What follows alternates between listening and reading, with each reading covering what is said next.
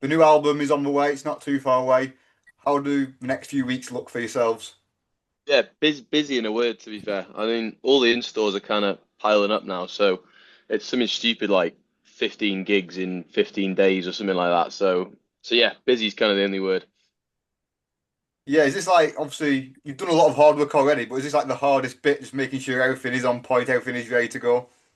The hardest, but I mean, yeah, also like the coolest bit as well, because you actually get to go out and meet the people who are buying your record. So obviously at the moment you've never met any of them or anything like that. So it's quite nice to it'll be nice to hear sort of fan feedback on what they think and actually sort of meeting people. But yeah, also like the hardest working bit of it all. How long have you been sat on some of these songs for? About a year and a half now, some of them. Like Carry Out, the one we released last week. I think we started playing that as a band in January of last year. So it's yeah, it's been a long time coming. Yeah, I know with Kai, I saw you when you did the Zoe's Place charity event. You played it. Nice to get a feel of how things are. How people are going to take the song so early on. I'm pretty sure that was the first time we'd actually ever played it as well.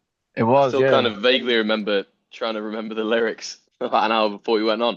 But yeah, I mean, it even got good reception then, which is obviously a bit of an indicator of how things are going to go. But it was a good gig that was actually. It was good fun. Yeah, yeah. It's always the best thing when you're playing a new song to hear silence, because the worst thing Yeah, you can innit? expect is just a lot of people nattering through the tune. But no, it was good that one. Nice indication of where it was going. All of these pictures of you and I plastered on the hallways of my mind. And now that it's over, I let the air run out. With the last album, you obviously got top 20. What is the aim this time of year? Obviously, set your sights as high as possible. I think the most important thing is just selling records. 'Cause every week, it's a different milestone for what you need to get in top 20, top 10, top 5. So as long as we sell as much as we wanted to, which we're doing at the moment. We're selling more than we did on the first album, and people seem to be enjoying the album. That's more important to us than chart position. But that being said, a top 10 would be nice. So yeah, we'll see what happens, but we're happy either way at the moment. But like Ben said, it's just as long as we flog a decent amount so we don't embarrass ourselves and people are liking it, then that'll do. Obviously, with the first album, you was obviously building the years before. The songs have like sort of been that journey up to get to that point. What sort of got into the songs for this one where you've already sort of established yourselves, you've already got that fan base there? How does that change sort of the songwriting process? It has to be a lot quicker. I think it's the main thing. Um, yeah, you have less time deliberating over small things in songs. So they come together from the initial point of writing a song to playing them with a full band. That period is really short. It has been really short, and I don't know. I think because of that, the songs are a lot more stripped back, and I think like the creative process because it's so quick. You think of things you would never think about if you had so much time. The pressure really. I don't know. The pressure's a good thing for music, I think, and we knew we had a year to write it, so we had to write in a year. Do you know what I mean? Um, yeah, we had no choice, and it was fun though. It's a good kind of pressure. Does it help in a way that you've already got that album and you sort of know what works for yourselves and what doesn't work, and you sort of, you've got an idea of what you're about. Yeah, yeah, definitely. We got something to go off because of the first album. We knew what people liked, but at the same time, I think we wanted to show what we didn't show on the first album. We had a little bit more depth to our music, and I think we've done that, and we're all really happy with how we progressed from that first album, but still kept that sound that people liked on the first. Hopefully. Yeah, is that a tough balance sometimes? Because people obviously like you for a reason. You don't want to stray too far away from that, but also you don't want to churn out the same album again and again and again, do you? You have to sort of No, adjust. exactly. Yeah, Hopefully a it's bit a of a hard balancing one. act, isn't it? Yeah, definitely. And it's one we were conscious of in the studio as well. We were talking about that a lot, whether we were going too far, whether we were, you know, being too similar. But I think we got the balance just right, in my We're opinion. quite lucky having a producer who kind of understood what our first album sounded like and kind of got the memo on what we wanted the second one to sound like, so he could kind of sort of gradually push us in the direction he thought was we kind of wanted to go in. So there wasn't much sort of like being held back by the first one or anything. You could kind of just get pushed into trying new things a little bit on the second one, I thought. We look forward to just getting out there, like you said before, and playing the songs for people, playing in full. Yeah, can't wait to get going with them. Really, we got so we were in Newcastle last night with Kasabian, doing Kasabian again tomorrow night. And then we've got Tramlines, Latitude, and then like Tom said, we've got 15 gigs in 15 days. It's going to be intense. But you know, in the midst of that, the album comes out, and then people can start, you know, singing back to all the tunes. You know, the tunes that weren't singles, and we really can't wait for people to hear the whole thing. So yeah, it's going to be exciting to be able to play the thing in full, knowing people know what the songs are. How good are those launch shows? Like just doing like small little venues, doing, being intimate and being so close to your fans. It's a really different experience because obviously when you do those bigger ones, you kind of don't see anyone's emotions or anyone's like facial expressions. So you can really see like what they're actually picking up on through the songs. And it's a lot more daunting as well, I find, because there's so much more pressure being like 3 yards away from someone when you're playing than being in like a big venue or something. And then you obviously get to speak to them all after, which is like a really mad experience because they're always telling you like their favorite ones or bits they like or don't like or whatever. So I think it's gonna be sick. It's gonna be a fun week. I laughed with first Shaking Hips and Crashing Cars. I absolutely loved the in-store week, as knackering as it was. Yeah, I loved it. Like Tom said, just being able to be up close and personal with all the fans is lovely. It must be very random going from no one knowing these songs maybe to by end of the week everyone knowing the songs. You see it grow as the week goes on. Yeah, I hope it goes that way. We're in trouble if it doesn't. Yeah. But no, it's going to be good fun. And yeah, it should be an exciting week. Hopefully, we finish it with the top 10.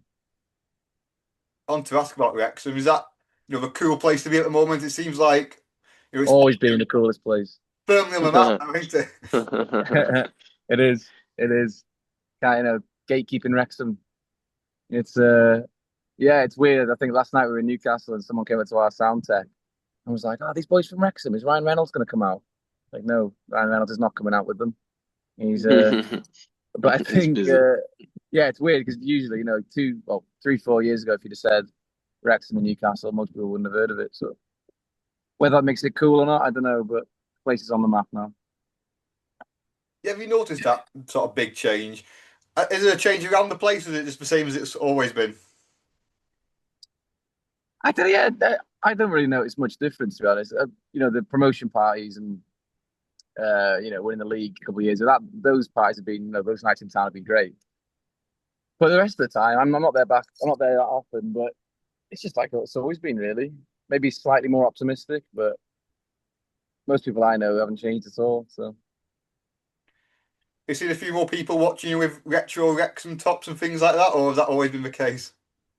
yeah, that's probably increased. Well, me myself, I'm definitely a bandwagoner a little bit. I've been going to Wrexham games all my life, but not as much as I am now, and I'm not as vocal about it.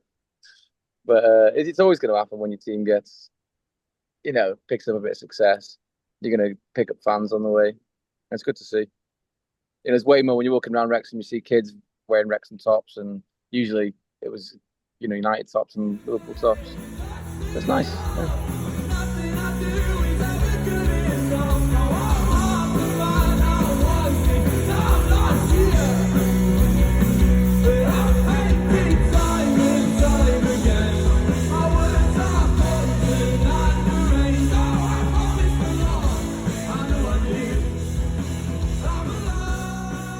After obviously the release shows, then is it a small break and then you go on the tour a few months after? So how much looking forward to that? Yeah. Tour? That one's the one I think everyone's looking forward to the most, I think, because the venues are a bit of a step up and it's going to be like a pretty much new set list, which is always exciting because it can get a little bit sort of stagnant if you play the same set over and over again. So that's going to be really exciting.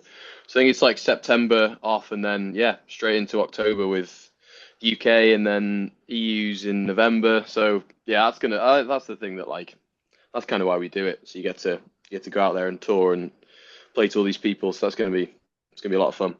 Mm. Is it sort of a nice thing to see your progression when you go to different places, but each time you visit there, it's like a bigger venue, like you're around the corner, and it's all of a sudden, you know, there's double the people. Yeah, we definitely haven't been a overnight success kind of band.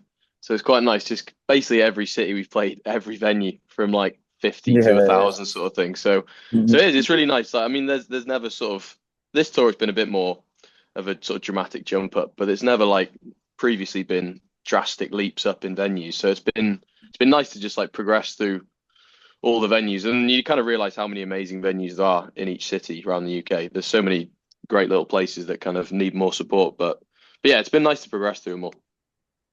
That's probably a good thing about being, like Tom said, we're not an overnight success at all.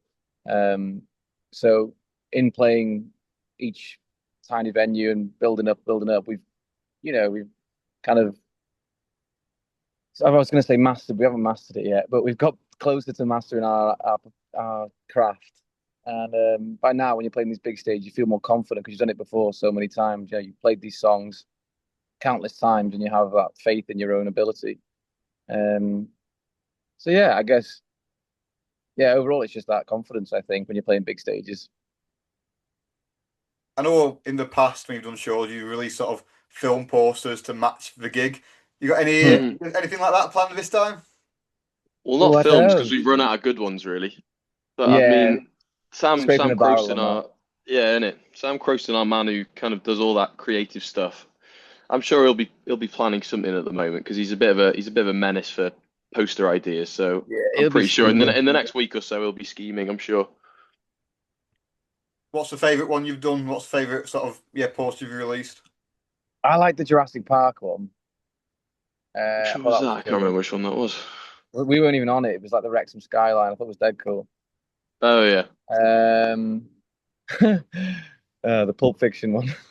yeah, yeah. Uh, Uh, anyway, the Juno one. I'll go with that one. That yeah, was a that's good a one. good answer. I like that poster. Yeah, that's a good one. I like being pregnant for the day. A Yeah, yeah. lot of fun. Any films? You said you ran out of good ones. Was there any that you wish you would have done? That's a good question, actually. Well, we never released a Pulp Fiction one, so I'll go with that. Yeah, yeah, we had a nice idea for a Pulp Fiction one, which didn't see the light of day, No, no. thankfully. Yeah, the people didn't want that. I'm telling you that much. They really Uh, didn't want that. It was quite a lot for the eyes to take in. it was. It was. Obviously, one of the places you got for the in-stores is Liverpool. Earlier this year, you did Sound City. Was that one of the first festival headlines you've done? Yeah.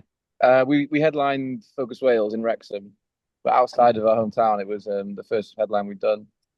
That was a class night, actually. Um, Beautiful venue, amazing crowd, and it was the first of this year, really. So we got to kick off the year in style. It felt good.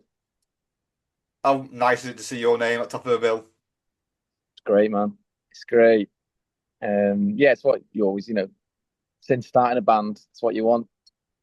So yeah, it feels great. It's going to be a hectic year for you, obviously, with the album and the big tour. But what's the plan after? Are you planning ahead beyond that?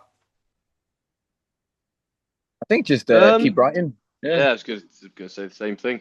Kind of keep start the writing. process again. Really excited for it as well.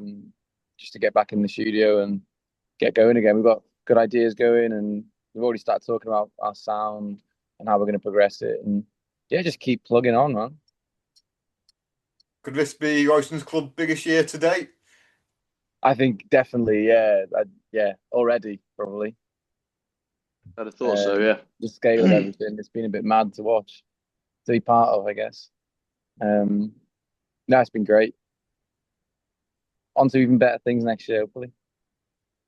Just finally on to next year. What would be the dream sort of target? What's the dream venue you'd like to play? Is there anything you've set out and you're like, that's what we want to do, that's where we want to end up? Be nice to do an American tour at some point. That's sort of something we've dreamt about. Um, I don't know about venues. Brixton would be great. Brixton, yeah, that's a good shout. Yeah, Brixton 26, that's the one. Heard it here first. yeah. Castfield Bowl as well. Oh, and the Yeah, that'd be Kairos. good. Do the race course. There you got your three there.